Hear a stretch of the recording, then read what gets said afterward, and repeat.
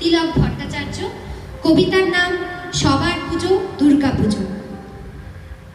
ছেঁড়া গেঞ্জিটাকে সেলাই করে তার উপর ঢলঢলে ফতুয়া পরে সবাইকে নিয়ে ঠাকুর দেখতে যাওয়া লোকটাকে বাবা বলে।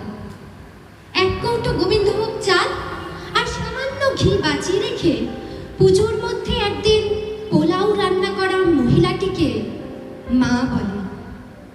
বন্ধুর জন্মদিনে পাওয়া চকলেটটাকে সালোয়ার কামিজের ওড়নায় লুকিয়ে ভাইয়ের জন্য বেঁধে আনা মেয়েটাকে দিদি বলে। কাঠি আইসক্রিমের অর্ধেকটা গলিয়ে ফেলে হাতে নিয়ে দিদির জন্য মাঠ পেরিয়ে ছুটতে থাকা ছেলেটাকে ভাই বলে।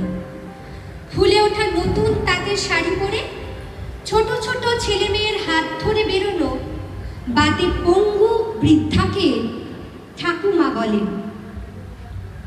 ডিজাইনার পাঞ্জাবি পরে অঞ্জলি দিতে দিতে পাশের বাড়ির নতুন শাড়ি পরা মেয়েটিকে কলেজ পড়ুয়া ছেলেটির আর চোখে দেখাটাকে ভালো লাগা বলে। টরেন্টো দুবাই থেকে ফিরে সবাই মিলে একজোট হয়ে অষ্টমীর রাতে আড্ডার আসরে পাড়ার ইলেকট্রিশিয়ান বন্ধু হাবুকে নিমন্ত্রণ করাকে ছোটবেলার বন্ধুত্ব বলে।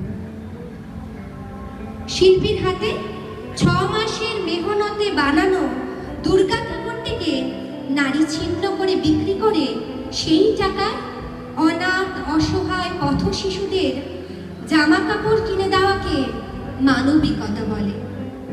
সপ্তমীর সকালে বউ ছেলে নিয়ে টানা গাড়ি করে গ্রামের বাড়িতে হাজির হয়ে কাকা জ্যাঠাদের পা ছুঁয়ে প্রণাম করে তাদের আশীর্বাদ নেওয়া মানুষগুলোকে পরিবার বলে। বিশ্বের সবচেয়ে মনোরম আরামদায়ক জায়গা ছেড়ে বিবাহিত মহিলারা এই কদিন যে বাড়িটিকে স্বর্গ বলে মনে করেন সেই বাড়িটিকে বাপের বাড়ি বলে। আর এই চিত্রকর্মগুলোকে একসাথে সাজিয়ে নিলে যেটা তৈরি হয় বাঙালিরা এক কথায় তাকে দুর্গা